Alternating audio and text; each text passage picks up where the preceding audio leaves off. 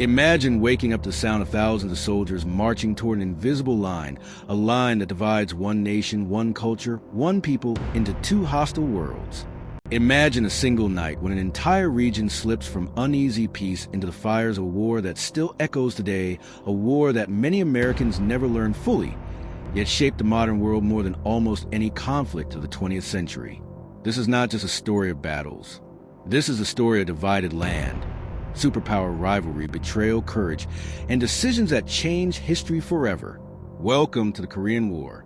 To understand why the Korean War erupted in 1950, we need to go back to the end of World War II. Just 5 years earlier, Korea had been under brutal Japanese rule.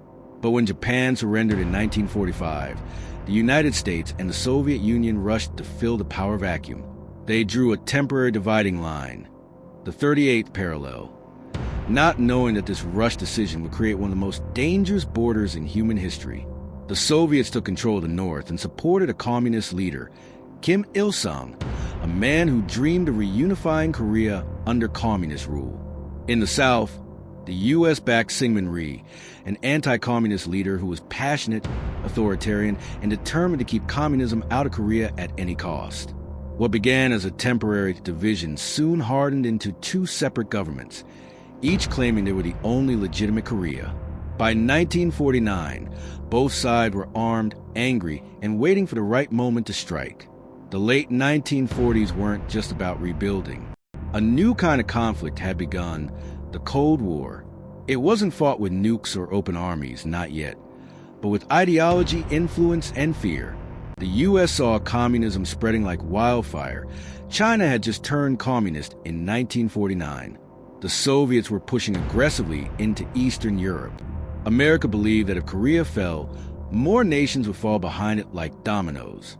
On the other side, the Soviets and China believed communism was the future and were eager to expand its reach. Korea became the perfect battleground, a place where the Cold War could turn hot without triggering World War III. At least that's what global powers thought. Throughout 1949 and early 1950, small-scale clashes erupted along the 38th parallel. Patrols exchanged fire. Soldiers crossed the line and disappeared. It was a powder keg waiting for a spark. That spark arrived on June 25, 1950, when North Korea launched a massive invasion into South Korea. Thousands of troops stormed across the border with Soviet-made tanks, surprising American and South Korean forces completely. In just 3 days, the North captured Seoul. The world was stunned. The United States could not ignore what had happened. President Harry S. Truman viewed the invasion as an act of aggression that challenged global stability. If America didn't respond, he feared other communist nations would be emboldened. The United Nations Security Council, with the Soviet Union absent during a protest, passed a resolution calling for all member states to help defend South Korea. For the first time in history, a UN-led military coalition was formed, and at the center of that coalition stood the United States. America wasn't just defending South Korea. It believed it was defending the free world. What makes the Korean War particularly tragic is that neither side expected the conflict to last long. Just a few weeks. That's what both leaders believed. Kim Il-sung thought the South would collapse immediately. Syngman Rhee believed the U.S. would back him fully. Truman believed American firepower would solve the crisis quickly. Instead, the Korean Peninsula would become home to one of the most brutal, freezing, bloody wars in modern history. Entire cities were destroyed. Millions of civilians fled from burning towns. Families were torn apart. Many never reunited again. And American troops, just 5 years after World War II, were suddenly fighting another deadly war on the other side of the world. One of the most shocking facts about the Korean War is this: it never officially ended.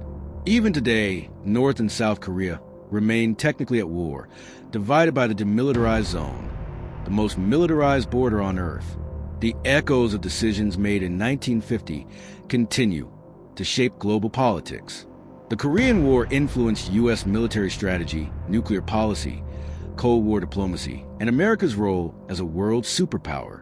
For millions of Korean families, the war became a scar, a reminder of a homeland divided by the ambitions of greater powers. When the Korean War erupted in June 1950, the The United States found itself thrust into a conflict that demanded not just military power, but extraordinary leadership. The world was watching. The Cold War was escalating, and the American president needed someone with experience, courage, and the ability to make bold decisions under extreme pressure. President Harry S. Truman turned to a man whose name already echoed through history, General Douglas MacArthur. America had fought and won World War II only 5 years earlier, but the generals who once led massive armies were now scattered across different commands. Yet there was one man everyone knew, a man whose strategic mind and dramatic personality had defined the Pacific theater. MacArthur, at that time, was the supreme commander of Allied forces in Japan, overseeing post-war reconstruction. He had rebuilt Japan from ruins, establishing a democratic government and stabilizing the region. Many believe no other American commander understood East Asia better than he did. And when the Korean Peninsula caught fire, MacArthur instantly became the central figure of America's response. When MacArthur took command of UN and US forces in Korea, the situation could not have been worse. North Korean troops had stormed across the 38th parallel with Soviet-made tanks, far outmatching the poorly equipped South Korean forces. Seoul had fallen. Civilians were fleeing in terror, and American troops sent from Japan barely had enough time to organize a defense. The United States had underestimated North Korea's strength, expecting the conflict to be short-lived. By July 1950, UN forces were pushed back to a tiny defensive area around the port city of Pusan. It was known as the Pusan Perimeter, the last stand, the final line before the North Koreans could take complete control of the peninsula. If Pusan fell, the war would essentially be over. MacArthur faced a nightmare: limited manpower, outdated equipment, soldiers exhausted from non-stop retreat, and political pressure from Washington demanding results. But despite all odds, MacArthur was known for one thing: turning desperation into strategy. The Korean War wasn't just an American response. It became a landmark moment for the United Nations. With the Soviet Union boycotting the UN Security Council at the time, a rare window opened. The Council passed resolutions to defend South Korea, allowing a multinational coalition to form. Troops came from the United States, Britain, Australia, Canada, France, Turkey, the Philippines, Thailand, the Netherlands, and many more. In total, 22 nations contributed either troops, medical teams, or supplies. For the first time in history, the world united under a single military command to stop aggression. And standing at the top of that command was General MacArthur. MacArthur understood that defending Pusan was enough. If the UN forces stayed on the defensive, the war would drag on and likely be lost. So he proposed one of the most daring amphibious assaults in modern history, an operation so risky that almost every military advisor in Washington opposed it. His idea was simple but dangerous. Instead of fighting the North Koreans head-on at the perimeter, he wanted to land UN forces behind enemy lines at a city controlled entirely by North Korea, Incheon. Incheon was considered nearly impossible to invade because of its extreme tides, narrow waterways, and maze-like coastline. Experienced commanders warned it could be a disaster, potentially costing thousands of lives. But MacArthur saw something others couldn't. If the landing succeeded, the North Korean army would be cut off from its supply lines, surrounded and forced to retreat. This wasn't just strategy. It was genius that on September 15, 1950, the Incheon landing began. UN warships bombarded the coast. Marines stormed the beaches against enemy fire. And MacArthur proves once again why history remembered his name. The operation was a stunning success, shocking even his critics. Within days, UN forces recaptured Seoul. Within weeks, the North Korean army collapsed and began retreating toward the 38th parallel. In just one masterful move, MacArthur transformed a losing war into a winning one. The United States was celebrated. Newspapers in America called it the greatest military comeback of the century. The morale of both American troops and the public skyrocketed. For the first time, victory seemed possible. But success can sometimes lead to ambition, and ambition can reshape destiny. After the victory at Incheon, MacArthur believed the war should not stop at the 38th parallel. He wanted to unify the entire Korean peninsula under a democratic government. permanently eliminating the communist threat. Washington hesitated. The objective of a mission, as approved by the UN, was only to restore the border, not invade the North. But MacArthur pushed hard. And eventually, with political support building, UN forces crossed the 38th parallel. What they didn't know was that another giant was watching, a nation with millions of soldiers, a nation that would soon enter the war and transform it again. That nation was China. While American forces advanced deeper into North Korea, MacArthur and President Truman developed deep disagreements. Truman wanted a limited war to avoid provoking the Soviet Union or triggering World War III. MacArthur wanted total victory, even if it meant pressuring China. This clash of visions became one of the greatest political military conflicts in American history. For a moment, it seemed as if the Korean War was nearing its end. After the brilliant Incheon landing, UN forces retook Seoul and marched north with confidence. American troops believed victory was finally within reach. Journalists were already writing headlines. Soldiers were talking about going home. Families in the United States felt relieved, convinced that the worst was over. But history has a way of hiding its deadliest surprises just when the world feels safe. And on the other side of the Yalu River, a sleeping giant was about to wake up, a giant powerful enough to turn triumph into disaster. That giant was China as UN troops pushed northward. Chinese leader Mao Zedong watched with growing alarm. He feared that if American forces reached the Chinese border, they would threaten China's new communist government. To prevent this, China secretly moved over 300,000 soldiers into the mountains of North Korea. These soldiers were known as the People's Volunteer Army, but make no mistake, they were highly disciplined, hardened by years of civil war, and fighting with absolute determination. What made China's entry even more terrifying was how quietly they moved. They traveled at night, hid during the day, and blended into caves and forests. American pilots flying overhead never saw them. Commanders on the ground had no idea tens of thousands of enemy soldiers were already surrounding their positions. The trap was set. UN forces were walking straight into it. On a freezing night in late October 1950, American and UN troops near the northern mountains suddenly heard strange sounds echoing through the darkness, whistles, horns, and war cries. Before they could understand what was happening, Chinese soldiers charged out of the blackness in massive waves. They attacked with ferocity U.S. troops had never experienced in this war. Many Chinese soldiers carried no heavy weapons, relying instead on stealth, speed, and overwhelming numbers. Their shock attacks shattered American lines, forcing entire units to retreat in chaos. Radio messages poured in. We're surrounded. They're everywhere. We need reinforcements. This wasn't just another battle. This was a turning point, one that stunned the world. As the Chinese poured into the conflict, nature itself seemed to join the fight. The winter of 1950 was one of the coldest in Korean history. Temperatures plunged to minus 30 degrees Celsius, minus 22 degrees Fahrenheit. Weapons jammed. Vehicles froze. Soldiers felt the cold burning through their boots and gloves. The most tragic example was the Battle of the Chosin Reservoir. American Marines and Army units found themselves completely surrounded by Chinese forces in the icy mountains. The cold was so severe that medical supplies froze solid. Rifles misfired from frost.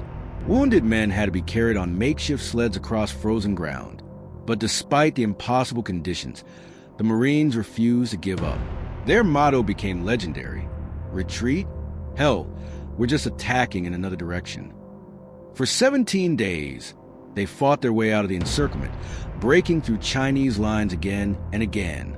This heroic escape became one of the most iconic stories in U.S. Marine Corps history. China's intervention changed everything. What once seemed like a nearly finished war suddenly transformed into a desperate struggle for survival. UN forces were pushed into a massive retreat, falling back hundreds of miles under relentless attacks. Cities captured only weeks earlier were abandoned. Roads became jammed with fleeing refugees. Entire divisions fought simply to avoid being surrounded and destroyed. On January 4th, 1951, Beijing celebrated what it called a major victory. Chinese and North Korean forces recaptured Seoul, the capital, for the second time. The world watched in shock. Newspapers called it the most dramatic reversal in modern military history. For American families, it felt like a nightmare. The war was no longer a quick victory. It was a long, bloody, unpredictable conflict with no clear end. As the battlefield situation collapsed, another battle was brewing far from Korea, a political war between President Harry Truman and General Douglas MacArthur. MacArthur believed the United States should expand the war, attack Chinese territory, and push for total victory. He even suggested using naval blockades and bombing Chinese supply centers across the border. In his eyes, defeating communism completely was worth any risk. But Truman saw the bigger danger. Attacking China might provoke the Soviet Union, a nuclear-armed superpower. The world was already divided by the Cold War. One wrong move could ignite World War III. To Truman, this war needed limits. To MacArthur, limits were unacceptable. Their disagreement grew with every passing week. MacArthur sent letters to Congress criticizing Truman's policies. He made public statements that challenged White House decisions. In America's democratic system, this was serious. Military leaders cannot publicly oppose a president without consequences. Truman faced a difficult choice. Let MacArthur continue pushing for a wider war, or protect the world from a potential global catastrophe. In April 1951, Truman made a decision that shocked the nation. He relieved General MacArthur of his command. For many Americans, it was unthinkable, firing the most famous general alive. Some called Truman weak. Others called him brave. But one thing was certain. The Korean War was no longer just a military conflict. It had become a war shaped by politics, strategy, and global fear. After MacArthur's removal, General Matthew Ridgway took command. Under his leadership, UN forces regrouped, pushed north again, and stabilized the front line near the 38th parallel. Right where the war had originally begun, the conflict, once full of rapid advances and dramatic reversals, now settled into a brutal stalemate. Hills were captured, lost, and recaptured repeatedly. Thousands died for mere yards of territory. The war that had begun with lightning attacks now moved into slow, grinding trench warfare, a grim reminder of World War I.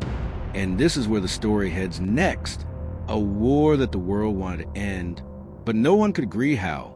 By mid-1951, the Korean War had transformed into something far different from what it was in its opening weeks. Gone were the lightning-fast invasions, the dramatic landings, the massive retreats. What replaced them was a slow, grinding, suffocating struggle, a war fought inch by inch, ridge by ridge, hill by hill. To the soldiers on the ground, it no longer felt like a modern conflict. It felt like stepping backward in time, into the mud, misery, and deadlock of World War I. And for millions watching from home, it became the war with no end in sight. When the fighting settled near the 38th parallel, neither side could overpower the other. Both armies dug deep trenches across the mountains and valleys, twisting lines of dirt, sandbags, and steel that stretched for miles.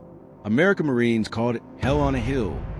Army infantry called it the meat grinder. Every position, every ridge had a name. Heartbreak Ridge, Bloody Ridge, Pork Chop Hill. Names earned not from imagination, but from the blood spilled there. Day after day, soldiers crouched in freezing bunkers as artillery shells screamed overhead. Nights were filled with sniper fire, sudden raids, and the constant fear of being overrun in the darkness. Rain turned trenches into rivers. Winter turned them into ice coffins. Summer filled them with stench and disease. To survive 1 week in these trenches required more courage than most people gathered in a lifetime that in July 1951.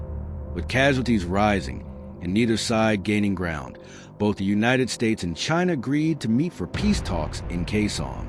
Newspapers celebrated, believing the end was near.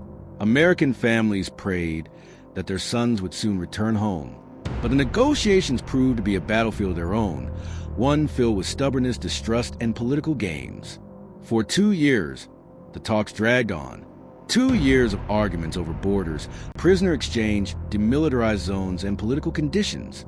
2 years of fighting, while diplomats sat at a table only miles away from the war itself. The world called it the longest ceasefire negotiation in history. To the soldiers, it was torture. knowing that while politicians argued, they were still bleeding for the same hills, the same valleys. The same patch of Earth Point 1 issue nearly broke the peace process entirely. POWs, prisoners of war. Thousands of North Korean and Chinese prisoners held by the UN refused to return home. They feared punishment, torture, or execution if forced back. Many begged to stay in the South or start new lives elsewhere. On the other side, American and South Korean POWs were held in harsh camps, starved, beaten, and paraded for propaganda. Families in the United States held on to hope, praying their loved ones were still alive. The question became, should prisoners be forced to return to their home countries or allowed to choose? This single disagreement froze the peace talks for months. It became more than a political issue. It became a test of humanity. Back home in the United States, frustration grew. People were tired of seeing headlines that never seemed to change. Hill 266 taken. Hill 266 lost. No movement in peace talks. More casualties in Korea. Unlike World War II, which had a clear enemy and a clear victory, the Korean War felt stuck, a conflict without progress, purpose, or an ending. American families began calling it the Forgotten War. Long before it even ended, President Truman, already unpopular for firing General MacArthur, faced enormous pressure. Taxes rose, inflation grew, and public support for the war continued to fall. Yet the fighting continued day after day, year after year. In November 1952, a new figure stepped into the White House. Dwight D. Eisenhower, the legendary general who led the Allied victory in World War II. Eisenhower promised something bold during his campaign. He would go to Korea himself. And he did. In December 1952, President-elect Eisenhower visited the front lines, walking the trenches, meeting soldiers, studying the terrain, and speaking with commanders. His conclusion was clear. The war needed to end. But ending it wouldn't be simple. China and North Korea still believed they could outlast the United States. So Eisenhower applied pressure, military, diplomatic, and psychological.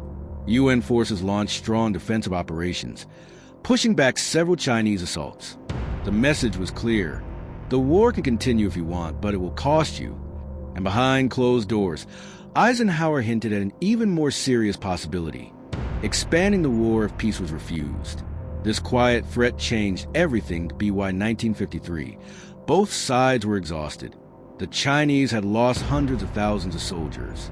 The United States had suffered tens of thousands of casualties. South Korea had endured unimaginable devastation. Families were torn apart. Cities were in ruins. Entire villages were wiped off the map. At last, in the spring of 1953, the prisoner of war issue was resolved through a compromise. POWs who wanted to return home could do so.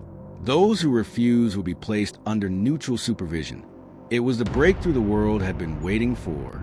On July 27, 1953, after 3 long years of brutal combat, the armistice agreement was signed.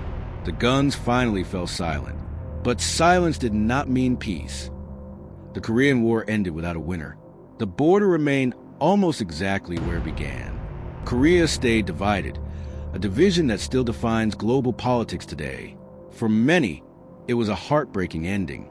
For others, it was a necessary compromise to prevent a wider, more catastrophic war. But one truth stood above all. The Korean War changed the world, shaping the Cold War, international alliances, and the fate of 2 nations for generations. When the guns finally went silent on July 27, 1953, the world exhaled, but Korea did not.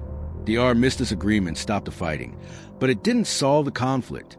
There was no peace treaty, no handshake between nations, no triumphant celebration, only a signature on paper, and a cold, uneasy pause that still exists today. For the soldiers who fought there, it felt surreal. One day, they were firing endlessly across hills and trenches, and the next day, they were staring across a demilitarized zone, a 160-mile scar carved across the Korean peninsula. The fighting had stopped, but the war hadn't really ended. It had simply been frozen in place. To this day, North Korea and South Korea remain technically at war, and that cold reality is one of the greatest legacies of the Korean War. The numbers alone tell a story of staggering loss. Over 36,000 American soldiers were killed. More than 100,000 were wounded. South Korea suffered nearly 1 million military and civilian deaths. China and North Korea lost hundreds of thousands, perhaps more. The exact numbers remain hidden behind secrecy. Entire towns were turned into rubble. Families who had lived side by side for centuries were torn apart overnight, separated by a border they never chose. Many never saw each other again. Even now, elderly Koreans gather every year, hoping for a reunion with family members they last saw as children running from bombs. Some call it tragedy. Others call it sacrifice. But for the people who lived it, it was simply life shattered. For decades, the Korean War was overshadowed by World War II before it and Vietnam after it. Many called it the Forgotten War. But to the soldiers who fought in it, there was nothing forgettable about it. The icy winters, the impossible hills, the sleepless nights filled with artillery fire. Today, historians see the war differently, not as a forgotten chapter, but as a defining moment. A clash that shaped the world we live in right now. The thriving modern nation of South Korea, home to incredible technology, culture, and innovation, exists because the U.S. and its allies fought to protect it. That alone is one of the most powerful outcomes of the conflict. When Americans visit the Korean War Veterans Memorial in Washington, D.C., they see 19 stainless steel soldiers walking through a field, eyes sharp, coats heavy, weapons ready. They are frozen mid-march, forever caught between war and peace. Beneath them is a simple inscription: "Freedom is not free." Those 4 words capture the entire meaning of the Korean War. Every name etched in stone, every battle fought in freezing winds, every family separated across the 38 parallel. All reminds us that global peace comes at a price paid by real people with real stories. The Korean War may not have had a dramatic final victory, but it left behind something just as powerful. A legacy of courage, resilience, and sacrifice. As we close this documentary, remember this: the Korean War didn't end with a winner. It ended with a warning about how fragile peace can be, how quickly conflict can ignite, and how entire nations can be changed forever by decisions made far away from the battlefield. And if you haven't already watched our World War II documentary, the one that sets the stage for everything that happened after, the link is waiting for you in the description below. The story of World War II explains how the Cold War started, and the story of the Korean War explains why it still matters today. Thank you for watching, and never forget the people who fought for the world we now live in.